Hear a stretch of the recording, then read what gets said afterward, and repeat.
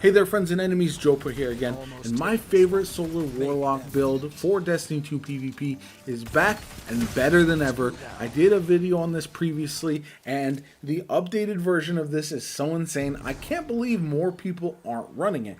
So what am I talking about? It's the combination of Vex Mythic class with the Rain of Fire exotic leg armor. This is so good, and I am just shocked that I don't see it everywhere right now.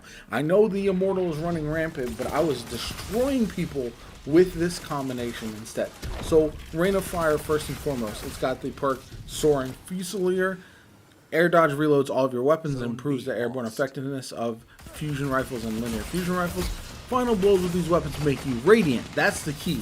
Getting radiant is so easy with this. Provides a moderate benefit to the airborne effectiveness stat of fusions and linear fusions as well. Then we've got the Vex Mythic class, which is a primary fusion rifle that is full auto, and it's insane. So the perk on this is Temporal Unlimiter. Defeating targets build stacks of overcharge, swapping fire modes when fully overcharged. In alternate fire mode, hold the trigger to charge up and fire a more powerful linear fusion rifle. You don't really, I wasn't using this barely at all. You kill so fast with the regular shots that trait is largely ignored by me, to be honest. It's not really necessary. But what makes this build so much better this season is the artifact perks. Now, if you missed it, firebolts have been pretty rampant in Destiny 2 PvP this season, and it starts with the perks Solar Surge, so you collect a fire sprite to give you armor charge, which is nice because you can get a solar weapon boost if you do that. Then you've got Flare Up, Firebolt grenades apply more scorch stacks, damaging a combatant with a firebolt spawns a fire sprite near them. So essentially you can get fire sprites all the time. Even if you die, the fire sprite will stay there, so you can go back and collect it at any point. You can almost infinitely generate them as you're kind of running around doing all kinds of damage and destroying people and all that kind of good stuff. Just chuck the fire bolts and you're going to be getting those fire sprites really easily.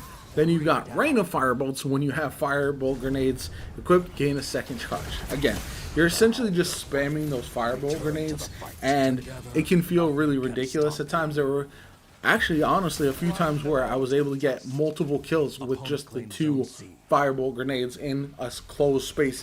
Because you see a lot of times in Iron Banner and other PvP modes, people will clump up really close together, try to use each other to take you down and team fight. But if you have multiple firebolt grenades, if you have other ways to eliminate them quickly, you can get multiple kills pretty fast, and it is very satisfying. So let's get into the rest of the meat of the build, and I'm rocking the Celestial Fire Solar Melee with the Firebolt Grenade. Obviously, aspects are Icarus Dash. I do like the Airborne Dash sometimes, but I don't use it as much as I should because I am a Titan main, so I'm not used to using that all the time. And then we've got Touch of Flame, which, again, this is where it gets crazy because the other subclasses, Firebolt Grenades are good, but on the Warlock, they're even better. So it's got the perk that says increases target search radius and maximum target count for your firebolt grenades. Insane. It's just so good, and you can just toss them anywhere on the map and you'll probably hit somebody. That's how wide the range is. It's absolutely insane, and I love it, but it can be very, very annoying.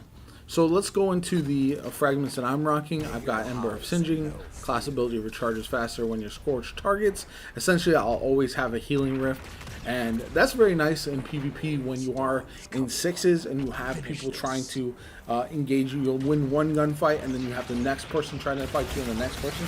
So being able to heal and stay alive is very important. Then we got Ember of Benevolence, applying Restoration, Cure, Radiant to allies. Grants increased grenade melee and class ability regeneration for a short duration. This is nice because you can heal allies pretty much all the time, and so you're going to get your abilities regenerating really quickly. Then we've got Ember of Tempering, Solar Weapon Final Blows grant you and your allies increased recovery. Whenever Ember of Tempering is active, Solar Weapon Final Blows create a fire sprite. So that's the important part right there, because again, I want to generate those fire sprites as often as possible, collect them, and then keep the flow going. So it's very, very nice.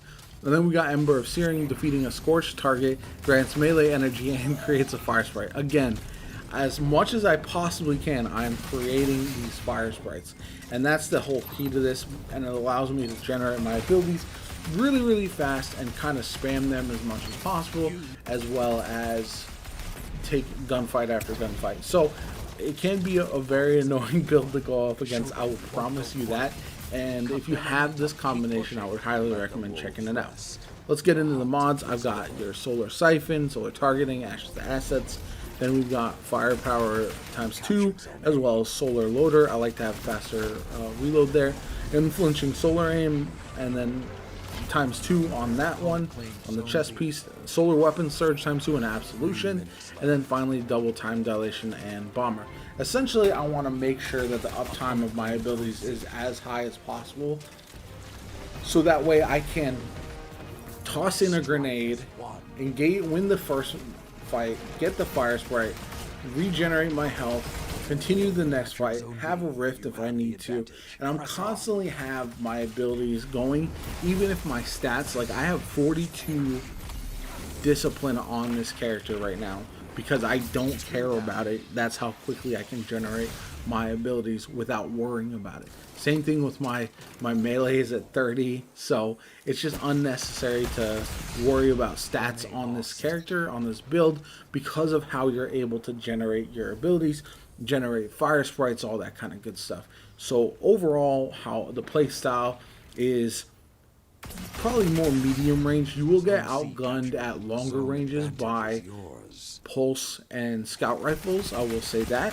So be careful if you engage too far away and you don't have, especially if you don't have radiant proc, it's going to be very difficult to win extremely long gunfights. Up close and personal, sidearms and SMGs could beat you, but honestly, if I'm radiant with this build, I can beat the Immortal head to head very easily, whether it has target lock or not. That's how quickly you can kill people with the Vex Mythoclast. So I think that's one of the underrated things that people don't think about. You can rock this as well with something like Lorentz Driver or a fusion rifle in that slot if you would like to.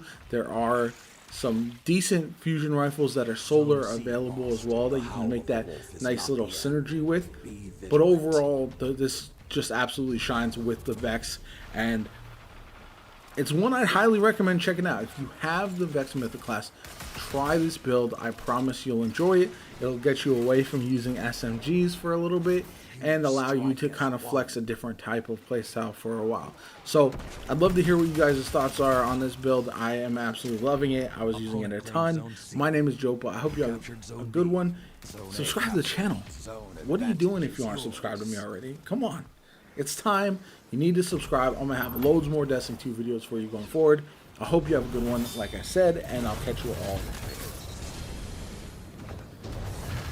2 down.